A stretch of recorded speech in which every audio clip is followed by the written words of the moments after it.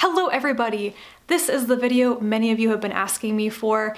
While I was reading the last 31 books for this project, a lot of people said, these sound kind of terrible. Are there books that you've read for this project you actually liked and that I should consider reading?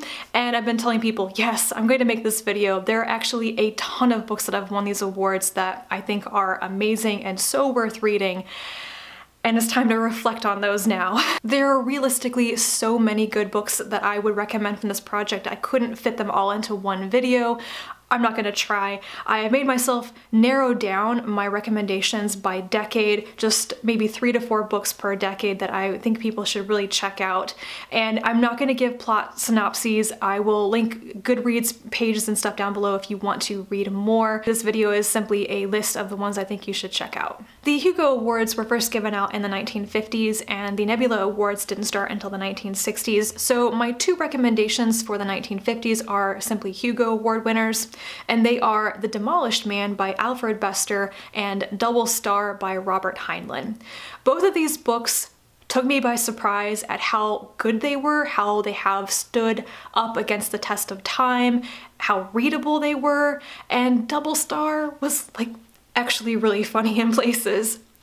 These 2 I read for the tail end of my project, so I cover both of them in one of my wrap-up videos, and I will link that for you. From the 1960s, I have 3 recommendations. The first is Dune by Frank Herbert. This is a science fiction written quite like a fantasy novel. I do think that after I reread it, I found more problematic elements to it, but it is a classic story for a reason, and I had a whole video talking about this book. Babel 17 by Samuel R. Delany. This is another one that I have reviewed, though that particular video had some technical errors in it. Whoopsie. It's the first book I read by Delany, and I really enjoyed it. There are other books that can be read by him first, like Nova or Empire Star, which is a novella, and they're all really good places to start. I liked this one. It's based on a linguistic hypothesis, the Sapir-Whorf hypothesis. Delany is also one of those authors I find kind of deliciously intellectually challenging. I may not thoroughly love some of the stuff he does, but he never fails to be interesting and intelligent with everything he writes about. And the last one from the 1960s is This Immortal by Roger Zelazny, though it actually won under the title of And Call Me Conrad. One of the earliest reviews I did on my channel was of this, and it is still up if you want to watch it. It's not so great because I've come a long way in making videos since then, but if you want to know more about that, there is a review of it, and it's probably still my favorite thing I've ever read by Zelazny. The 1970s were the decade of Ursula K. Le Guin, so no surprise, I completely recommend The Dispossessed, which is a fantastically beautifully layered political novel. It's really about ideologies and one physicist who wants his work to matter, but his people don't really care, and the society that does care wants to profit. And I also recommend The Left Hand of Darkness by Ursula Le Guin, still one of the most beautiful books I have ever read, and there is a whole review on why I loved it. The final book that I recommend from the 1970s is nothing like Le Guin's work in any way. This is Rendezvous with Rama by Arthur C. Clarke. This is my favorite book by Clarke, who is one of the big 3, and it's different from a lot of the other books that I loved from these awards because it is really about the science and not about characters. It's very flat in parts, but it is one of the best like artifact exploration stories I've ever read, and I think that it really shows that Clarke shines when he's explaining how things work. He was excellent at that. The 1980s is a little difficult because I disliked so many books from this decade, but there were still a couple of standouts. The first one I want to mention is Ender's Game by Orson Scott Card. I think both this and Speaker for the Dead won in the 1980s in successive years, and it's been a while since I've read both of those, but I remember reading Ender's Game when I was roughly the same age as the characters in the book, and it really affected me. I remember being almost breathless at the end of that book and emotional about it. Don't know if I would feel the same way now, but this book has a good reputation for a reason, even if Orson Scott Card is a controversial figure these days. I would also recommend Down Below Station by C.J. Cherryh, one of the books from her Company Wars series. This particular one is unrelentingly heavy and it can be very depressing and dark, but I still thought it was a very worthwhile read. It's also been a couple of years since I read this, so I don't remember exactly what it's all about, but Cherryh, she knows how to do it right. And the last one from the 1980s is Hyperion, which stands in for the entire Hyperion Canto series by Dan Simmons. The first one, Hyperion, is the only one to win one of these awards, though I really think some of the other books should have won as well. But it's fantastic science fiction, and Simmons manages to blend together so many things, so much literature, so many references, science, religion, everything into one series, and he did it. I don't know how he achieved that. I still sometimes am in awe of how he brought all those threads together in a great ending, and it just all starts with Hyperion. The 1990s may have been my favorite decade, especially for the Hugo Awards, because Lois McMaster Bujold and Kim Stanley Robinson, guys. For this decade, I'm going to mention 2 entire series and 2 other books because I'm not going to make myself choose favorites here. First, the Mars Trilogy by Kim Stanley Robinson, Red Mars, Green Mars, and Blue Mars. I have said this many times here recently, but I'm going to say it again. This is some of the best hard science fiction I have ever read, and some of the best science fiction that has won these awards. If you want a story about terraforming and colonizing Mars, this is the one to read. The other one is a 16-book series. Don't yell at me, I have a reason for this.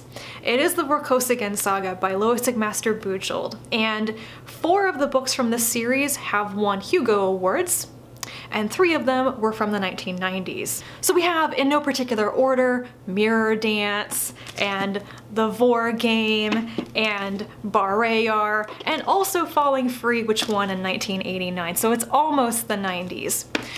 I believe that this is the longest series to be this highly decorated between these 2 awards, and I think it's completely worth reading to start from the beginning in internal chronological order to read all the way through and hit the books like these that have won these awards, because it's the height of Bujold. They're so good. I'll be honest and say that I think that the last 3 or 4 books in this series that have been published are not the best, but going back and reading the first ones, Shards of Honor, Barrayar, The Warriors Apprentice, and then Mirror Dance and everything, oh, go do it, please, please. If you want to know more about reading this series, I have made an entire video about starting the Vorkosigan Saga and the multiple places you can start reading it, but the simple version is go look up Bujold's recommended reading order, but you can totally ignore Dreamweaver's Dilemma and Falling Free if you want to get straight into the Miles Vorkosigan stories. The other 2 books from the 1990s that I must recommend that are all-time favorites are Slow River, not shocking at all. This book by Nicola Griffith is one of my favorites of the year, and I did an entire review of it. And the other one is Connie Willis's To Say Nothing of the Dog. This is one of the earliest books I read for this project, and it is complicated and convoluted and extremely funny. I don't remember all that much about the story anymore. It's the second novel in her Oxford time travel series. The first book, Doomsday Book, is one I would also recommend from these awards. It was really good, but To Say Nothing of the Dog is my favorite thing I've ever read by Willis. I really like Willis's work, but most of the time she's kind of an average 3-star rating from me, but not To Say Nothing of the Dog. Read this. In my statistics video, I mentioned that there really aren't as many fantasy novels that have won these awards as I thought there were, and my average rating for fantasy novels was much higher, probably because many of them were by women.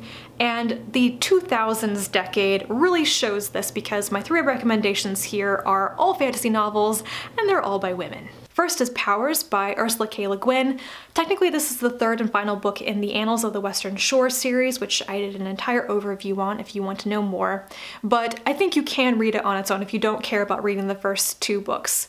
It is a very thoughtful and good exploration of the effects of slavery from the viewpoint of a boy who was raised as a slave and then comes to realize how his life is not nearly as good as he thinks it is. It was difficult to read, and I still look back on the experience of reading this book and feel like I learned something from it. It really made me think and reflect, and it stuck with me for a very long time. And because of that, I think this is one book that shouldn't be overlooked nearly as much as it is in Le Guin's work. She has other major novels that tend to come up all the time, and I have mentioned 2 of them in this video, but this one is also really worth reading. Jonathan Strange and Mr. Norrell by Susanna Clarke. This one is really popular. In fact, I know a lot of people on BookTube have read it and talked about it, so you may have already heard about this one.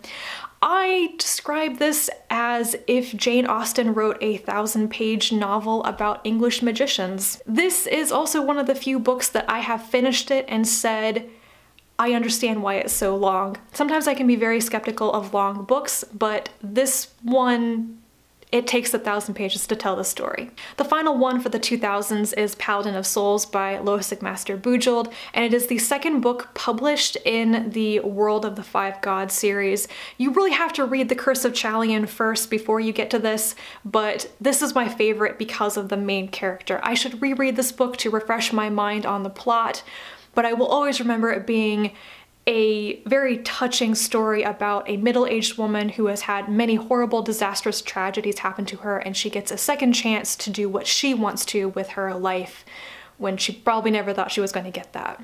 Now we come to our present decade, which is not over yet, but I have 3 things I want to recommend. First is Among Others by Jo Walton. It has been a couple of years since I read this, and so I won't pretend to remember all that happens in it, but I want to mention this, and I want to mention Jo Walton in particular as just a place of honor on this list, that reading this book, as well as her other nonfiction book, What Makes This Book So Great, is what really inspired me to take this project seriously, because she name drops a lot of the classic science fiction and fantasy that has won Hugo and Nebula awards, and the main character in Among Others reads many of those books, and that was just what I really needed at the time, and I will always think of Jo Walton highly for that. She's been very inspirational, and this book is where to start if you want to get that feeling. Next we come to Annihilation by Jeff VanderMeer. When I read this, I couldn't believe that I was enjoying a book like this so much, because it is a little bit horror, it is creepy and weird and surreal, but I ate it up because the writing is perfect and atmospheric, and the story, despite having some really creepy elements that made me not want to read it late at night, was really good. I don't think that the following 2 books quite captured the magic that the first one has, because they're different types of stories, but like I said, the entire trilogy, I would recommend it, and especially Annihilation. And finally, no list of science fiction would be complete without Anne Leckie, Ancillary Justice, the first book in the Imperial Watch series. This is still some of the best space opera I have ever read. I may be kind of an Anne Leckie fangirl at this point, and I don't usually say that, but it all started with Ancillary Justice, and I think everybody should try reading this. Those are my top favorite books that I recommend that have won Hugo and/or Nebula awards. If you have any of your own favorites that have won these awards and maybe they aren't on this list, please tell me what they are, comment down below, and we can talk about them because I read them! This is so cool. Thank you for watching, and I will talk to you again in my next video. And until then, bye.